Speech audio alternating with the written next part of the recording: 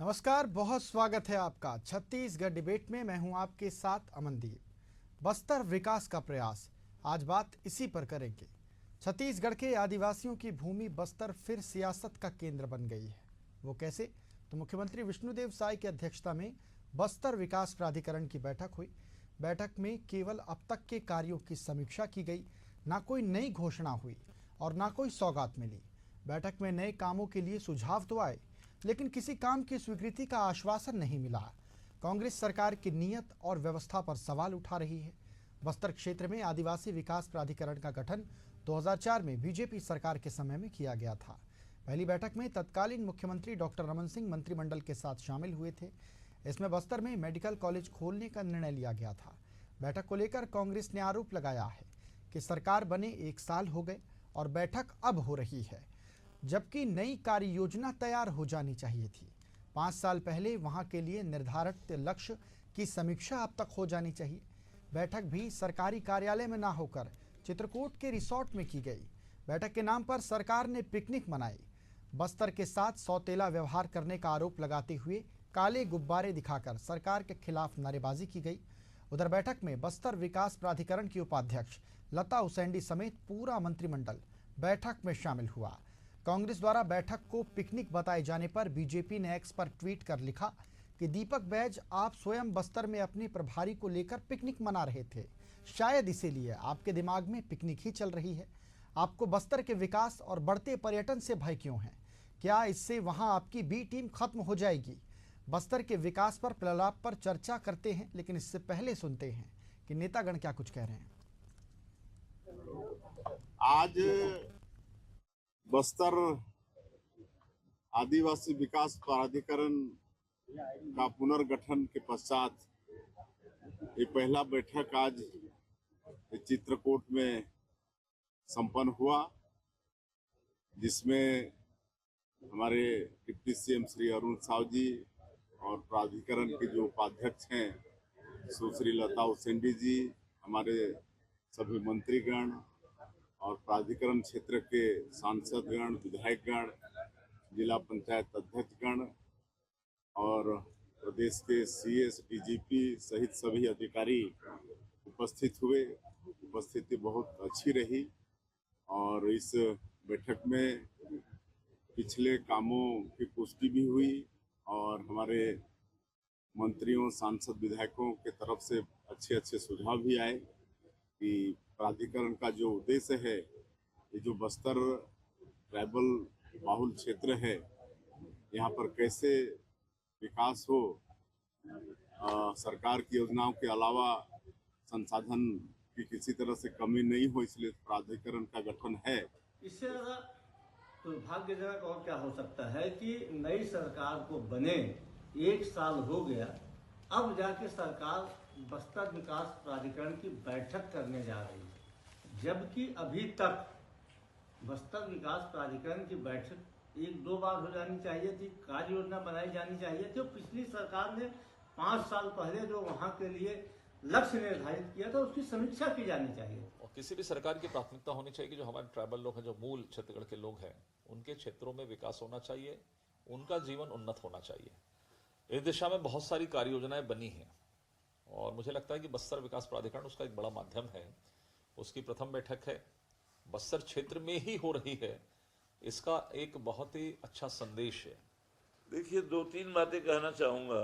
एक तो विकास प्राधिकरण में पहले किसी न किसी विधायक को अध्यक्ष, हमारी जब कांग्रेस की सरकार थी तो बनाने की परंपरा थी, लेकिन यहाँ मुख्यमंत्री जी स्वयं अध्यक्ष बने हुए हैं और जो बैठकें रायपुर में भी ले सकते हैं वो आज वो बैठक जाकर के चित्रकूट में ले रहे हैं। उनके साथ पूरे मंत्रीगण जाएंगे, पूरे विधायकगण जाएंगे, एक पिकनिक मनाने और सैर सपाटे के लिए जा रहे हैं। यदि योजनाओं को सही दिशा में यदि क्रियान्वयन करना है, समस्याओं को जानना है, तो वहाँ के क्षेत्रीय किसी न किसी विधायक को उस अंचल के, उस क्षेत्र के इस प्राधिकरण का अध्यक्ष बनाना चाहिए। और चलिए इस पर अब चर्चा को आगे बढ़ाते हैं। हमारे साथ 3 खास मेहमानों का पैनल भी जुड़ गया है। परिचय करा देता हूं आपका। किरण बघेल जी जुड़ी हुई हैं, बीजेपी प्रवक्ता हैं। बहुत स्वागत है किरण जी। हमारे साथ अविनय मिश्रा जी जुड़े हुए हैं, कांग्रेस प्रवक्ता। अविनय जी, बहुत स्वागत है। हमारे ब्यूरो चीफ प्रशांत गजभी हमारे साथ जगदलपुर से जुड़ गए हैं। प्रशांत, आपका भी बहुत स्वागत है। अविनय जी, विपक्ष में हैं आप, सवाल भी आपसे करूंगा। कांग्रेस नेताओं को अभी सुन रहा था मैं, उन्होंने कहा कि बैठक जो है वो रिसोर्ट में हो रही है। रिसोर्ट में हो या सरकारी कार्यालय में हो, फर्क क्या पड़ता है? बात तो विकास की होनी चाहिए। माफ करेंगे मैडम, अविनय दुबे है और बस्तर प्राधिकरण में 7 जिले आते हैं और मैं क्रमवार बात करूंगा। जैसे माननीय धीरेन्द्र साहू जी ने कहा, बस्तर का कोई विधायक अगर अध्यक्ष हो बस्तर विकास प्राधिकरण का, तो वो जमीनी हकीकत को जानेगा और उस तरह से उसमें काम होगा। ठीक है, एक छोटी सी बात मैं बताऊं आपको। 6 गांव है बस्तर में, चिन्ना किल्लूर, टीमेनाथ, हिरोली, बेदरे, डब्बा मार्का, टोडा मार्का। ये वो गांव है, रमन सिंह जी के कार्यकाल में वहां पे झंडा नहीं फहरता था। भूपेश बघेल जब सीएम बने तो ये 6 गांव में पहली बार शासन प्रशासन वहां पे गया, तिरंगा फहरा, स्कूल के ऊपर काम हुई, सड़कों पे काम हुई। तो मेन कहने का मतलब ये है कि 11 माह बाद आज आप नींद से जाग रहे हो और नींद से जागने के बाद में आप हवाई बातें कर रहे हो। पहले साइंस बात चलती थी, अभी आय बाय सरकार चल रही है। पता नहीं सरकार में हो क्या रहा है। आप जमीनी स्तर पे काम करिए। आप जो हमारे दीपक बैज जी ने और धीरेन्द्र साहू जी ने जो कही, या हमारे चीफ पीसीसी के प्रवक्ता जो है हमारे शुक्ला जी, उन्होंने जो बात कही वो सही बात कही। सरकार जो है जमीनी स्तर पे काम नहीं करना चाहती, वो सैर सपाटा पिकनिक के लिए काम करने जा रही है। चलिए ठीक है अविनय जी। किरण जी, आपसे सवाल लेना चाहूँगा। इतने देर हो गई बस्तर विकास प्राधिकरण की बैठक में, 1 साल आपने लगभग पूरा लगा दिया, अब क्या बड़ी वजह रही होगी इसकी? देखिए अमनदीप जी, पहले मैं ये बता देना चाहूंगी कि ये जो सैर सपाटे वाली बात आई है, ये इनके ही प्रदेश अध्यक्ष दीपक बैज जी का बयान है, जो कि हमारे भाजपा के मंडल अध्यक्ष से चुनाव हार चुके हैं और अपने लोकसभा की टिकट तक बचा नहीं पाए, अपनी सीट तक बचा नहीं पाए। वो इस प्रकार का बयानबाजी करते हैं तो कहीं ना कहीं उनकी मानसिक असंतुलन दिखाई देता है। और रही बात, धीरेन्द्र साहू जी भी अभी अपना वक्तव्य दे रहे थे कि हमारे समय में ऐसा होता था, अध्यक्ष हमारा विधायक होता था, तो कम से कम वो भी ये बात ना कहे तो बहुत बेहतर होगा। क्योंकि जिस प्रकार पिछले कार्यकाल में, पिछले शासन में धीरेन्द्र साहू जी को दरकिनारा कर दिया गया था भूपेश बघेल जी के द्वारा, 5 साल तक उनकी कोई पूछ परख नहीं की गई, वो बिल्कुल एक साइड रोल में नजर आए। तो कम से कम धीरेन्द्र साहू जी और दीपक बैज जी ये बातें ना करें। और कहीं ना कहीं दीपक बैज जी मुझे लगता है अपने भ्रष्टाचारी सरकार के जो अंतकाल का जो कालखंड था उससे बाहर नहीं आ पाए, इससे इनको ये सैर सपाटा लगता है। मुझे लगता है सैर सपाटा वो था जो बस्तर ये शराबबंदी के नाम पर एक कमेटी बनी थी कांग्रेस शासनकाल में, जहां जिसके नेता अन्य राज्यों में, बिहार, उत्तर प्रदेश जैसे राज्यों का दौरा करके आए थे और अपनी रिपोर्ट तक पेश नहीं की। तो सैर सपाटा इसे कहते हैं। और दूसरी बार अभिनव भैया को मैं याद दिला देना, सैर सपाटा उसे कहते हैं जब असम के नेता यहाँ आते हैं और झारखंड के विधायकों को रोका जाता है और यहाँ पे शराब परोसा जाता है, तो पिकनिक उसे कहा जाता है। जब बस्तर की विकास प्राधिकरण की बैठक हो रही है और बस्तर में ही हो रही है, तो ये सैर सपाटा किस प्रकार का हुआ? मैं अमनदीप जी आपके माध्यम से पूछना चाहूंगी, जब वहाँ के लोगों के बीच में उनके ही विकास की गाथा लिखी जा रही, उनके लिए रोड मैप तैयार किया जा रहा है, तो मुझे लगता है इसे राजनीतिक चश्मे से देखना कांग्रेस के लिए बिल्कुल गलत बात है। और कांग्रेस के पास अभी कोई मुद्दा ही नहीं बचा है सिर्फ आरोप प्रत्यारोप लगाने का। मुझे लगता है अगर बस्तर का सही मायने में विकास हुआ है तो सिर्फ भाजपा शासनकाल में मेडिकल कॉलेज की बात करें, इंजीनियरिंग कॉलेज की बात करें, दंतेवाड़ा को एक एजुकेशनल हब के रूप में विकसित करने की बात करें, तो भाजपा शासनकाल में ही ये संभव हो पाया है। नगरनार जैसे स्टील प्लांट को जहाँ बस्तर में रोजगार बढ़ाने का काम किया जा रहा है, भी भाजपा शासनकाल की ही देन है।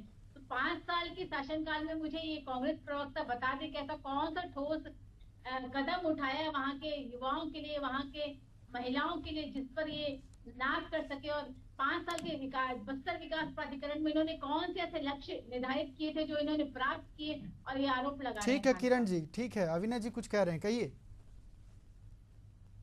कहिए दुबे जी। मैं बता दूं आपको अमनदीप सिंह जी, जब भूपेश बघेल जी जब सीएम थे, बस्तर का जो आदिवासी भाई बहन है हमारे, वो इलाज कराने डरते थे। मुख्यमंत्री स्लम सहायता योजना शुरू हुई थी, जो वैन थी वो जो हाट बाजार होता था, जो अपना रविवार को जो बाजार लगता था वहां पे आदिवासियों की सुविधा, स्वास्थ्य सुविधा के लिए हम लोगों ने शुरू किया था। मेरी बहन जो बोल रही थी ना, 7,406 कार्य जगदलपुर में किए, टोटल 16,670 करोड़ का मोटा मोटा काम हुआ है। जो सड़क, पुल, पुलिया रमन सिंह के कार्यकाल में जैसे बताया, 6 गांव ऐसे थे बीजापुर बस्तर में जहां झंडा नहीं फहरता था, शासन प्रशासन जाकर के वहां पे झंडा फहराई। कई गांव ऐसे थे जहां पर की बिजली नहीं थी, क्रेडा के माध्यम से वहां पे सोलर बिजली का काम किया गया। मुख्य बात मैं कहूं आपसे, एक छोटा सा उदाहरण दूंगा आपको मैं। बस्तर जैसे एरिया में साल में 1-2 ट्रैक्टर बिकता था तो बोलते थे ट्रैक्टर बिकता था। आप डाटा उठाइएगा, सर्वे करिएगा स्वयं जाकर के, हजारों ट्रैक्टर बिके बस्तर में। क्यों बिके हैं? क्योंकि हमने धान के माध्यम से, वनोपज के माध्यम से आदिवासी भाई बहनों के जेब में पैसा डालने का काम किया था। और आदिवासी भाई बहन हो चाहे हमारे किसान भाई बहन हो, पैसा घर में आके नहीं रखते, वो पैसा मार्केट में आता है। जीएसटी रेवेन्यू जो बस्तर ठीक से है बढ़ता दुबे था जी, ना, आपकी पहले सब बस्तर के योगदान बहुत ठीक कम है दुबे जी, आपकी बातें सही हैं। 5 साल आप लोग भी सत्ता में रहे, बस्तर का विकास मान लेते हैं आप लोगों ने भी किया है। बीजेपी ज़्यादा दिन सत्ता में रही, 15 साल से ज़्यादा वक्त वो सत्ता में रही, अभी फिर बीजेपी सत्ता में है। लेकिन कांग्रेस के सीनियर नेताओं का ये कहना कि वहाँ पर मुख्यमंत्री सैर सपाटा करने के लिए जा रहे हैं। मुझे नहीं लगता कि इस तरीके के बयान कांग्रेस पार्टी की ओर से जारी होने चाहिए। इस पर आप अपनी प्रतिक्रिया दे सकते हैं। देखिए, सैर सपाटे की बात इसलिए कही जा रही है क्योंकि धरातल पे कुछ नहीं दिख रहा है। धरातल पे कुछ दिखना चाहिए ना। बस्तर के लिए जैसे रमन सिंह जी जब मुख्यमंत्री थे, उन्होंने क्या बात कही थी? गाय बैल बांटेंगे, वो जूते में पादुका बांटेंगे। आज जो नगरनार प्लान बना है, नगरनार प्लान के बारे में हम जो बात कर रहे हैं कि उसका मुख्यालय वहीं होना चाहिए, बिगना नहीं चाहिए, ये सब बातें, वहां पे जो बस्तर के जो लोग हैं उनको रोजगार मिलना चाहिए। औद्योगिक नीति की बात अभी होती थी बीच में, बस्तर के लिए आपकी क्या औद्योगिक नीति है, क्या रोजगार नीति है? तो आप सिर्फ जाकर के बस्तर में जाकर बैठ गए और अपना बात कर ली, उससे कुछ नहीं होता। और वहां के लोकल विधायक को आपको प्रेजेंट बनाना था जो जमीनी हकीकत जाने।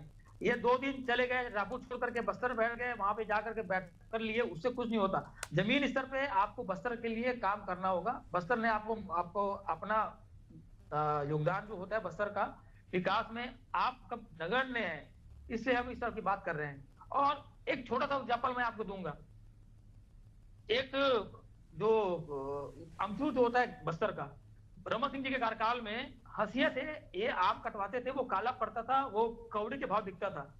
मुख्यमंत्री भूपेश बघेल जी ने कलेक्टर को बोल करके ऐसे स्टेनलेस स्टील की चाकू देती थी वहां के आदिवासियों को, वो उससे काटते थे, अमचूर सफेद करता था और वो विदेश तक जाता था। और धान की जो उपज है, जो वनोपज का है, कहाँ है? आदिवासियों को आप क्या दे रहे हो? तो ये सब धक्केनुसी बातें हैं, इससे कुछ होने वाला नहीं है। आप धरातल पे काम करिए। ठीक है दुबे जी, ठीक है। प्रशांत हमारे साथ जुड़े हुए हैं। प्रशांत, बस्तर की राजनीति को आप अच्छी तरीके से समझते हैं, बस्तर के आदिवासियों को आपने देखा है, बस्तर के विकास को आपने देखा है, आप खुद भी बस्तर से हैं।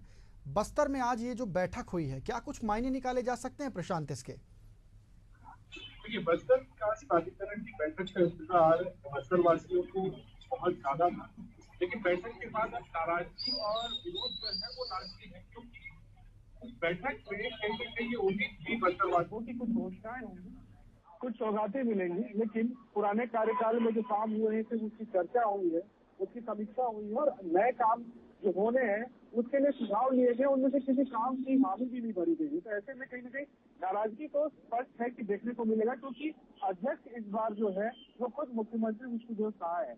और अगर मुख्यमंत्री किसी प्राधिकरण के अध्यक्ष हैं तो कहीं न कहीं घोषणाओं का इंतजार जनता को होता है, लेकिन किसी प्रकार की घोषणा नहीं होने से कहीं न कहीं नाराजगी और जो उम्मीद थी वो टूटने का दर्द तो जरूर बस्तरवासियों को है, क्योंकि उम्मीद जो है टूटी तो जरूर है। लेकिन जिस तरीके से अब राजनीति हो रही है तो कहीं न कहीं ये बिल्कुल कहा जा सकता है कि मुख्यमंत्री के हाथ में जब प्राधिकरण होता है तो कहीं न कहीं जो घोषणाएं होनी चाहिए, जो वादे पूरे होने की बात होनी चाहिए थी, वो सारी चीजों को हटा दिया गया। लेकिन साथ ही साथ जो 2 अहम मुद्दे हैं बस्तर को लेकर, नक्सलवाद और पर्यटन, इन 2 मुख्य विषयों पर भी चर्चा नहीं होना कई सवाल खड़े करते हैं कि क्या वाकई में जो बैठक हुई है वो वाकई में बैठक विकास को लेकर हुई है या फिर ये औपचारिकता मात्र थी। क्योंकि नक्सलवाद को लेकर जब सवाल मुख्यमंत्री से तो उन्होंने कहा कि कोई भी बात फिलहाल जो है नक्सलवाद को लेकर नहीं हुई, ना ही पर्यटन को लेकर हुई, जबकि चित्रकूट में जब बैठक का आयोजन किया गया था तो भाजपा का कहना था कि पर्यटन को लेकर,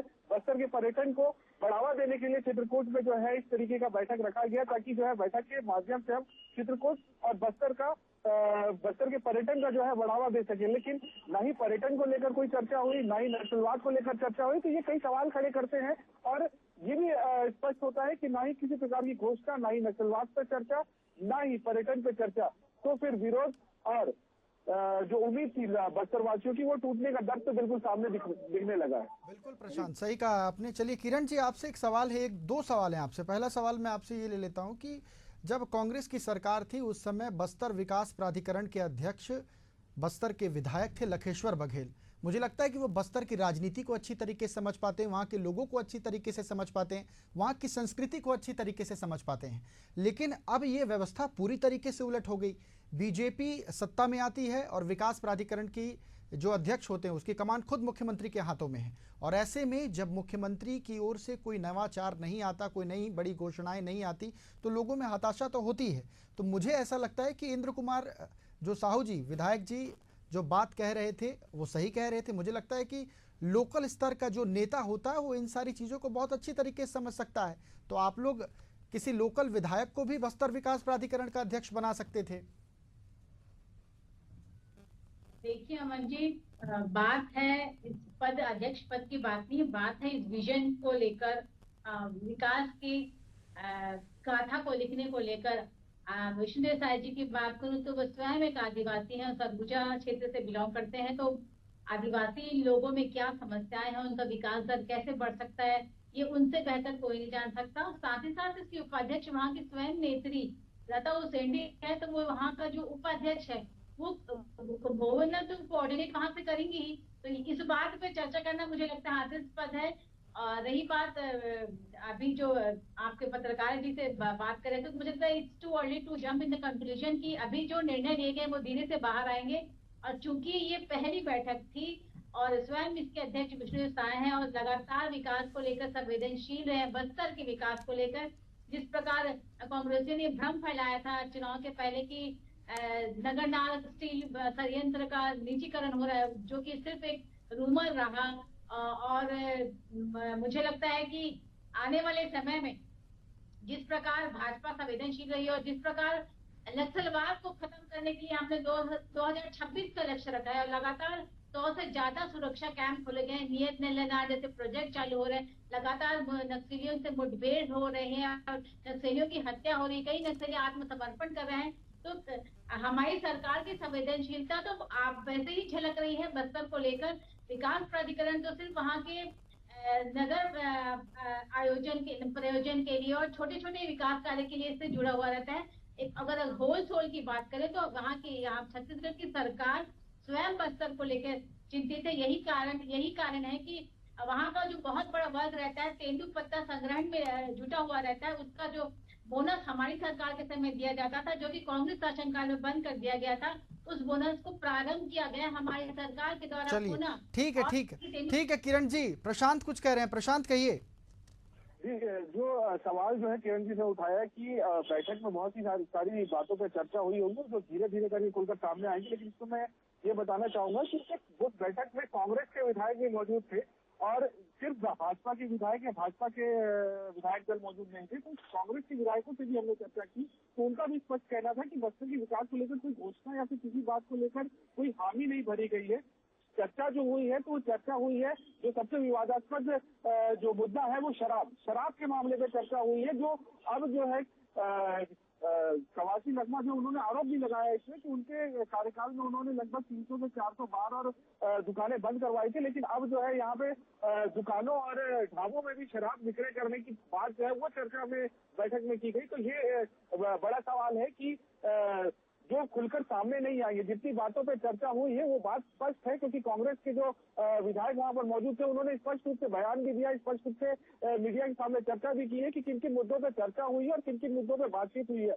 ना ही नक्सलवाद के मुद्दे पे चर्चा हुई है, ना ही पर्यटन के क्षेत्र पे कोई चर्चा हुई है। सिर्फ पुराने कार्यकाल के कामों पे समीक्षा हुई है और नए काम जो होने हैं उनको लेकर सुझाव मांगे गए हैं, ना कि उनमें से किसी काम को लेकर खामी भरी गई है। तो एक बड़ा सवाल सवाल बिल्कुल खड़ा होता है कि सिर्फ क्या शराब का मुद्दा इतना बड़ा है कि शराब के मुद्दों को लेकर चर्चा की जाए, जबकि नक्सलवाद का एक बड़ा मुद्दा जो है बस्तर में काबू था। 2026 मार्च में इसके खात्मे की बात जो है केंद्रीय गृह मंत्री अमित शाह लगातार कह रहे हैं और इसको लेकर लगातार एनकाउंटर हो रहे हैं। बिल्कुल सही बात है, लेकिन पर्यटन को लेकर पिछले जब से छत्तीसगढ़ सरकार बनी है, ना ही भारतीय जनता पार्टी ने ना ही कांग्रेस शासन ने पर्यटन को लेकर कोई भी काम जो है फिलहाल बस्तर में अभी तक कोई भी सार्थक रूप से काम नहीं किया। इसको लेकर जो है बस्तरवासी काफी नाराज है और हर बार ये मांग भी उठाते रहे हैं कि पर्यटन को लेकर जो है बस्तर में ऐसी लगातार जो है चीजें की जाए जिससे पर्यटन को में बढ़ावा हो। नक्सलवाद के का जो भय है वो धीरे धीरे खत्म हो रहा है। उसके बावजूद भी अगर पर्यटन के क्षेत्र में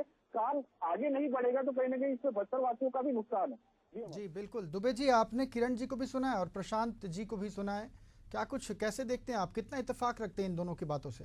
और आप बीच में कुछ कहना भी चाह रहे थे, कहिए। मेरी बहन ने जो बोला वनोपज के लेकर वो सर्वे उठा ले और देख ले। जब सरकार छोड़ी 2018 में रमन सिंह जी ने, तो उस समय वनोपज का रेट क्या था, और जब भूपेश बघेल जी सीएम बन के आया तो हमने वनोपज का जो मूल्य है बढ़ाया था और डायरेक्ट उनके पास पैसा जाता था वहाँ के किसानों और आदिवासी भाई के पास में, इससे वो पैसा खुल के खर्चा करते थे।